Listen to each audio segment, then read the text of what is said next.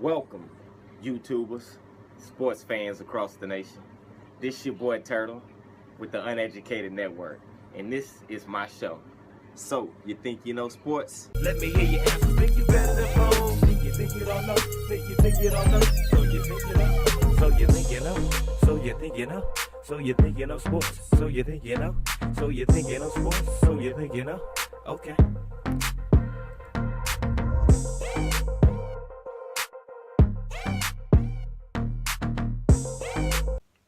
Welcome back, sports fans. This your boy Turtle with the UNeducated Network, and this is my show. So, you think you know sports? And today we got a little bit of NFL, a little bit of college for y'all. NFL season almost here. Last Saints game, we played the Baltimore Ravens. We lost 13-14, but I'm noticing a trend. We keeping them scores low. I'm telling you, we on to something, man. Dennis Allen and that defense putting something together. I don't know. It remains to be seen. We're going to keep everybody know we're going to keep our eyes on that defense because we know who we got on offense. So we're going to keep our eyes on the defense. That's no doubt. We looked at okay. Like I said, defensively, we looked at pretty good. This was the game really to get to your 90-man. To start that 90-man countdown, cut them down to 53 to get to your 53-man roster. And we got rid of a couple players that I wish we would have kept. Jake Lampman, wide receiver. Cadet, I wish we would have kept. Khalif Barnes, offensive tackle. A couple different guys I felt like we could have possibly kept on the team. Even Traven Durrell, considering Willie Snead's suspension. Willie Snead is suspended for 3 games. So with that being said, I would have liked to seen LSU's product, Traven Durrell, make the team, make the initial cut instead of being delegated to the practice squad. But nonetheless, he's still on the team, so I'm okay with that. Traven Durrell on the practice squad, I'm okay with that for right now. Saints might end up making a couple moves. A lot of teams, just over 1,000 players get cut. So we might end up picking up a couple guys between here and the Monday night header. Adrian Peterson coming for that ass, baby. Yeah, you heard it here first. You heard me say it. Adrian Peterson about to rush for 100 yards on him. I think coach going to feed him because this guy about to be angry. Mark Ingram is going to get his touches. He going to start the game. But Adrian Peterson is going to get at least 15 carries. I'd say 10 to 15 carries Adrian Peterson getting. Altogether, he might get 21 total, catches plus runs and all. So, Monday Night Football, baby. Here we come. ESPN. Shout out to ESPN for the Monday night header. Saints versus the Vikings. Y'all got lucky with that one. Y'all got lucky with that one, ESPN. I'll tell you that. But moving right along, we're going to jump into the college part of this. I would be remorsed if I didn't talk about UCLA comeback. Don't call it a comeback. Don't call it a comeback. 35 unanswered points, 28 in the fourth quarter. Texas A&M was winning 38-10. Okay? Just to give you a little perspective of it. They was winning 38-10.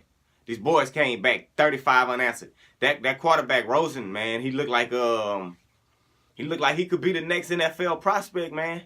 Everybody about to be going after Baker Mayfield and Rosen, man. That's the 2 hottest quarterbacks coming out next year. This draft. 2 hottest quarterbacks right now. We still got a whole season to see. But yeah, that's the 2 hottest quarterbacks. Oh my goodness. That comeback was wow. Comeback for the ages, man. You don't see stuff like that. Well, we starting to see it, back to back. Now New England did it. Now we just starting to see the shit back to back. Like, what the hell? 28 in the fourth? Unanswered? On an SEC team? Wow. On an SEC team. You heard that. Yeah. That's crazy. But moving to the games that I featured, Bama versus Florida State. Bama beat them 24-7, like I said. I felt like Bama was going to take the win, and I felt like they was going to cover that point spread of 7. It was one of those games where Florida State really got in checked. You know, they got checked a little bit all game, and Alabama showed why they the #1 team in the world year in and year out. Period. I think I heard him say something about Alabama might be a pro team in the next 2 years. Nah, I'm just playing, but they can be. Shit. But yeah, man, I'm like, bro, dog, Alabama's so good, it's crazy, man. Hopefully LSU can knock them off this year because I'm tired of being the little brother to them, man. It's time to knock them off, man. Michigan versus Florida. Another one got checked. SEC. Y'all starting to look bad, guys. SEC. Y'all starting to look a little bad, man. But Michigan beat that ass 33-17. You know? And it started off as a game. And I featured that one as my game of the week. I took Florida with the points. So I bit the bullet on that one, man. I look bad on that one. But yeah, Michigan beat that ass, man. That was one of those games right there that back to, hey, it's another thing. Jim Harbaugh is he's trying to prove a point.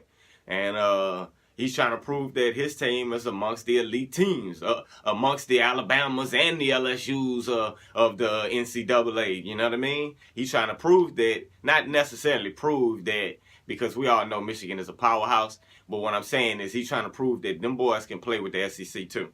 And he did that. West Virginia versus VTech. That's another one. I took a loss on that one. I took West Virginia. And VTech, it was a good game, though. It was definitely a good game. It was probably one of the better games of the week. It was probably one of the better games of the week, man, as far as competitiveness on both sides. It was probably one of the better games of the week. West Virginia lost it 24-31.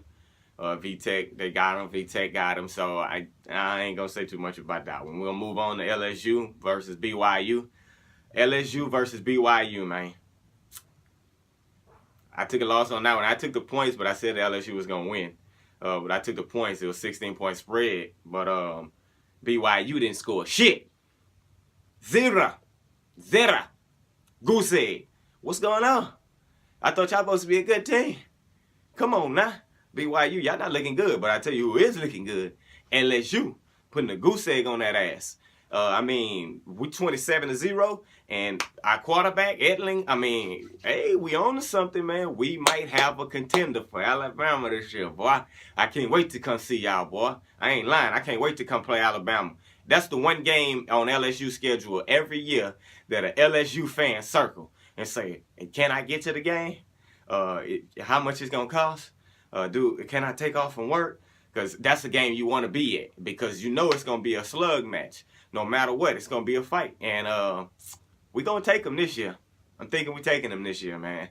After week 1, after everything, how everything looked right now, we might just take them, man. But that's all I got for y'all, man. Quick cap, you know, my Monday cap for y'all. And recap. Let me give a real quick recap for you. Saints lost to the Ravens, so we went 2-2 in the preseason, which is okay with me. Like I told y'all, we've been defeated in the last couple of preseasons, so I'm okay with that, going 2-2. The Ravens, on the other hand, went 4-0, so if that stands for anything for you. Traven Durrell made the practice squad. My boy, LSU product, made the practice squad. UCLA, man, 35 unanswered points. Whew. 35 unanswered, 28 in the fourth, man. Whew. Don't call it a comeback. Michigan beat Florida 33-17. Bama beat Florida State 24-7.